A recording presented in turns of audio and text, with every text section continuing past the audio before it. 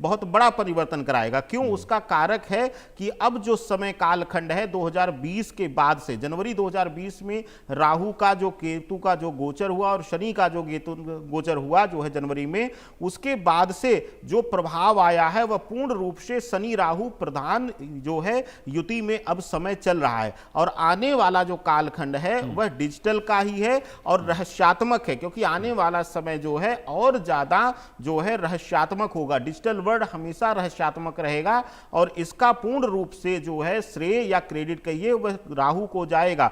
दूसरी महत्वपूर्ण एक बात मैं कहता हूं जो है नक्षत्र और ज्योतिष के गणना के अनुसार कि आने वाले समय में जो हम कह रहे हैं कि साक्षरता, देखिए दिन पर दिन जो है साक्षरता बढ़ रही है और स्वतः लोगों को, जो लोग कभी मोबाइल नहीं चलाते थे वह आज जो है, मैंने ऐसे ऐसे जो है ओवर 60 एज जो है लोगों को देखा है, वह फेसबुक और इंस्टाग्राम जो है अनेकों अनेक सोशल मीडिया साइट्स पर वो प्रेजेंट अपनी बनाकर रखे हुए हैं, वो अपने आप को अवेयर किए हैं। क्योंकि एक चीज आपको बता दें अमित जी, डिजिटल वर्ल्ड जो है, जो राहु है वह अपनी तरफ आकर्षित करता है। आप कभी भी समुद्र के किनारे खड़े हो, समुद्र की जो तलहटी है वह राहु प्रधान है, आप देखिए कि समुद्र हमेशा अपनी तरफ आकर्षित करेगा, एक अद्भुत आकर्षण देगा। जैसे आपको उत्सुकता होगी उसके रहस्य को जानने की, उसके अंदर प्रवेश करने की, यह हमेशा आपके अंदर आएगा। इसी तरीके से डिजिटल वर्ल्ड है और जैसे जैसे डिजिटल करेंसी को बढ़ावा मिलेगा लोग स्वतः ही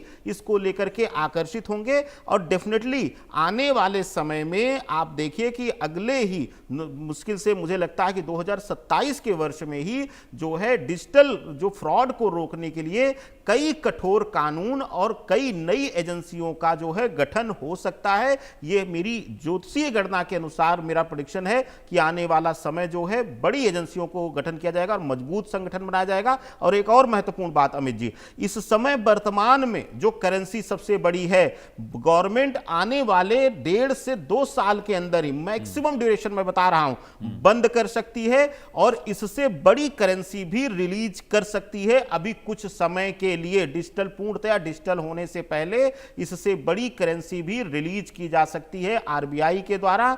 और गणना के अनुसार, ग्रहों के अनुसार यह पूर्णतया मुझे यकीन है कि बहुत जल्द इसकी घोषणा हो सकती है और वर्तमान में सबसे बड़ी करेंसी को एक बार पुनः फिर से बंद करके परिवर्तित किया जा सकता है। अमित जी, शिवानी जी, जैसा कि आपने बताया था पीएम मोदी की कुंडली की मंगल की उनकी महादशा चल रही है, गुरु अतिचारी हैं, पाकिस्तान के साथ रिश्ते हमारे अच्छे नहीं हैं, मिडिल ईस्ट में भी लगातार तनाव है।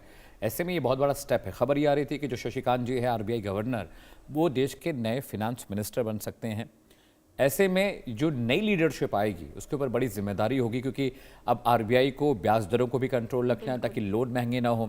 इन्फ्लेशन को कंट्रोल करने के लिए मार्केट में बहुत सारा कैश फ्लो नहीं करना है, क्योंकि महंगाई बढ़ेगी, परचेसिंग पावर नहीं बढ़नी चाहिए।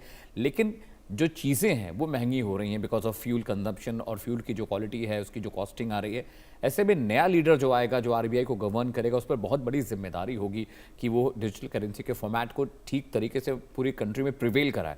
ऐसे में आप लीडरशिप को देखकर कैसा आपको लग रहा है? प्रधानमंत्री नरेंद्र मोदी का जो निर्णय होगा, जो फैसला होगा, जो चयन होगा आरबीआई गवर्नर की जगह पर एक नए वित्त मंत्री का, उसे कैसे देख रहे हैं आप?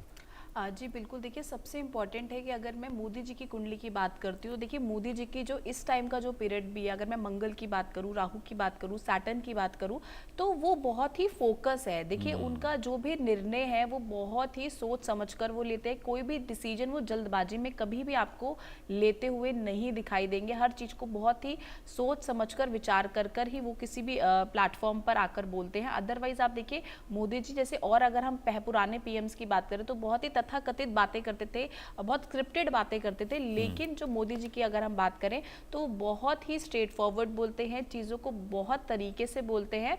और देखिए सबसे इंपॉर्टेंट है कि अगर हम डिजिटल करेंसी की बात करते हैं तो डेफिनेटली आप देखेंगे कि मोदी जी उस चीज़ों को बहुत हद तक बढ़ने नहीं देंगे। देखिए जैसे अब पेट्रोल के दाम थे, लोग बोल रहे थे और बहुत अच्छे अच्छे लोग बोलते हुए दिखाई देते कि पेट्रोल जो है वो 150 पार चला जाएगा, 200 चला जाएगा। तो देखिए पेट्रोल को भी, चाहे हमने जितना भी एक्सपोर्ट करा, इंपोर्ट सपोर्ट करा चीज़ों को, लेकिन हमने जो एक कह सकते हैं ना संतुलन बनाए रखा, तो चीज़ों में जो कह सकते हैं ना चीज़ें जो डगमगा सकती थी वो डगमगाई नहीं, क्योंकि मोदी जी के जो संपर्क हैं, जो रिश्ते हैं वो बाहरी देशों के साथ वो बहुत अच्छे हैं।